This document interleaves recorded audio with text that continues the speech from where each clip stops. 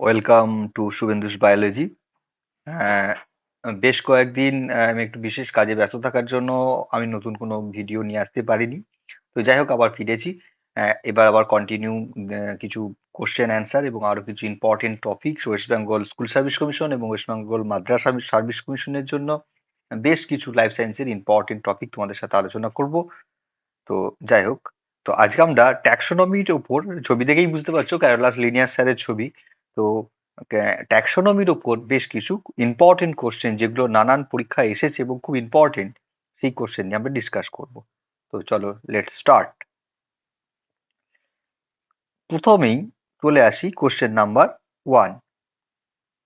Question number 1-এ এখানে আমাদের দেখানো হয়েছে, কোশ্চেনে বলতে চাওয়া হয়েছে যে প্যাপাস কোন অঙ্গের মডিফিকেশন বা রূপান্তর।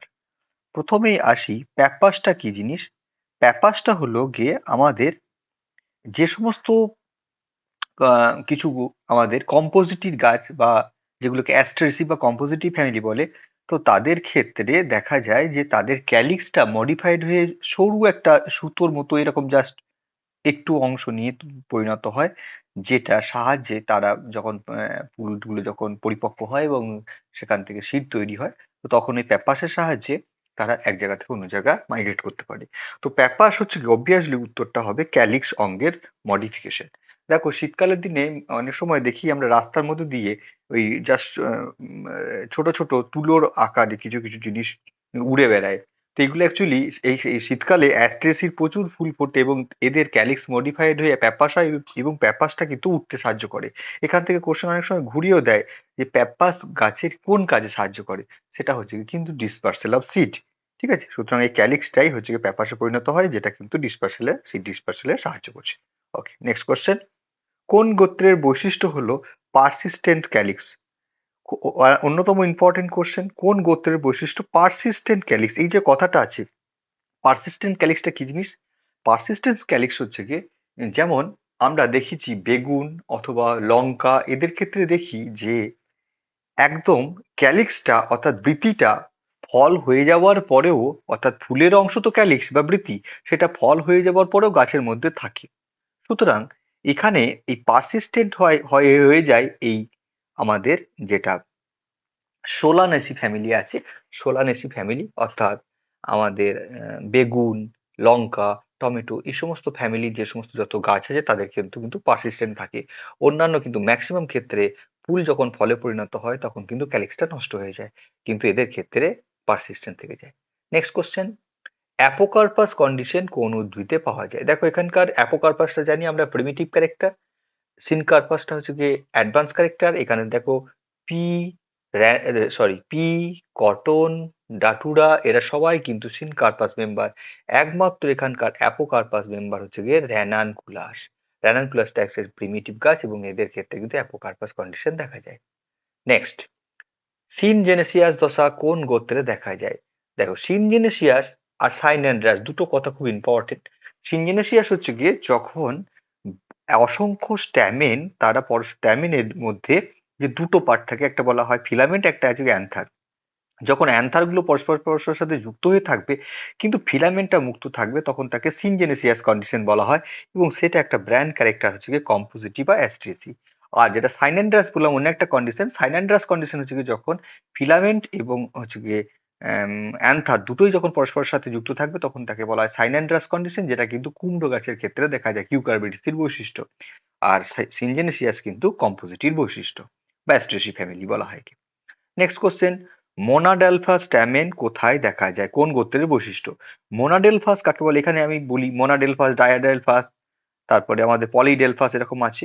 মোনাডেলফাস মানে যখন স্ট্যামেন গুলো একসাথে যুক্ত হয়ে জোটবদ্ধ অবস্থায় অবস্থান করে তাকে মোনাডেলফাস স্ট্যামেন আছে বলে। এই সম্পর্কে আমার একটা আগে ভিডিও অ্যাডেসেন্ট কোয়েশ্চেন বলে দেওয়া আছে, দেখে নেবে, ওটা নিয়ে ডিটেলসে দেখে নেবে। এটা হচ্ছে কি ম্যালভেসির কিন্তু বৈশিষ্ট্য, ম্যালভেসি ফ্যামিলির বৈশিষ্ট্য হচ্ছে কি মোনাডেলফাস স্ট্যামেন। নেক্সট প্রশ্ন হচ্ছে, দেখো ডায়াডেলফাস স্ট্যামেন কোথায় দেখা যায়? ডায়াডেলফাস স্ট্যামেন দেখা যায় প্যাপিলোনেসি। প্যাপিলোনেসি মানে এই যেগুলো হচ্ছে গিয়ে আমাদের কলাইয়ের ফ্যামিলি, যে সমস্ত মটর, আছে। তারপর হচ্ছে গিয়ে আমাদের যেটা অপরাজিতা ফুল যেটাকে আমরা বলি, এদের কিন্তু সবার ডায়াডেলফাস স্ট্যামেন দেখা যায়, অর্থাৎ পুংকেসরে দুটো গুচ্ছ গঠন করে। আর মোনাডেলফাস হচ্ছে কি আমাদের জবা, তারপর আমাদের সাইডা ফুল, এই সমস্ত ক্ষেত্রে দেখা যায়। নেক্সট কোশ্চেন, ফাইলোড কি? দেখো দুটো কথা খুব আসে, ফাইলোড আর ফাইলোক্লিড। ফাইলোড হচ্ছে কি মডিফাইড লিপ, তাকে বলা হয় ফাইলোড। আর নেক্সট কোশ্চেনটা দেখা আছে ফাইলোক্লিড বা ক্লাডোফাইলস হচ্ছে গিয়ে modified leaf, sorry modified stem. এটা হচ্ছে মডিফাইড স্টেম। ফাইলোক্লিড হচ্ছে মডিফাইড স্টেম আর ফাইলোড হচ্ছে modified leaf. Next, binomial nomenclature বা দ্বিপদ নামকরণের পদ্ধতির আবিষ্কার কে করেন? আমরা সবাই জানি ক্যারোলাস লিনিয়াস, যার ছবি প্রথমেই দেখানো হয়েছে। সেই লিনিয়াস সাহেবও কিন্তু হচ্ছেন বাইনোমিয়াল নোমেনক্লেচার বা এই দ্বিপদ নামকরণের প্রথম আবিষ্কার করেন। জীবের বৈজ্ঞানিক নাম দেওয়ার পদ্ধতি হলো, বৈজ্ঞানিক নাম দেওয়ার পদ্ধতিটাকে কিন্তু বলা হয় নোমেনক্লেচার। দেখো এখানে একটা কথা বলি, এখানে কিন্তু প্রথমেই উত্তর অপশন আছে ট্যাক্সোনমি, কিন্তু ট্যাক্সোনমি কিন্তু শুধু নাম দেওয়া নয়। ট্যাক্সোনমি হচ্ছে গিয়ে আইডেন্টিফিকেশন, নোমেনক্লেচার অ্যান্ড ক্লাসিফিকেশন, শনাক্তকরণ, তার নাম দেওয়া এবং তাকে শ্রেণীবিন্যাস করা, তিনটেকে মিলিয়ে ট্যাক্সোনমি বলে। কিন্তু এখানে উত্তরটা চেয়েছে যে বৈজ্ঞানিক নাম দেওয়ার। এখানে কিন্তু ভুলে অনেক সময় এটা মনে হতে পারে যে ট্যাক্সোনমি হবে, কিন্তু না, নাম দেওয়ার পদ্ধতিটার নাম কিন্তু উত্তর হবে option V, nomenclature. Next, biological species concept, এই ধারণাটি কে প্রথম দেন? বায়োলজিক্যাল স্পিসিস কনসেপ্ট আমরা কাকে বলি? বায়োলজিক্যাল স্পিসিস কনসেপ্টে কি বলা হয়েছে? না, বলা হয়েছে স্পিসিস তারাই যারা পরস্পরের সাথে সেক্সুয়ালি ইন্টারব্রিড করে, অর্থাৎ নিজেদের মধ্যে সেক্সুয়াল রিপ্রোডাকশন করে বা জিনের এক্সচেঞ্জ করে। এইটা কিন্তু একটা বিখ্যাত এবং একটা খুব সহজ একটা এবং ভীষণভাবে পপুলার একটা কনসেপ্ট। এটা দিয়েছিলেন মেয়ার সাহেব, দিয়েছিলেন মেয়ারের দেওয়া হচ্ছে গিয়ে এই কনসেপ্টটা, বায়োলজিক্যাল স্পিসিস কনসেপ্ট।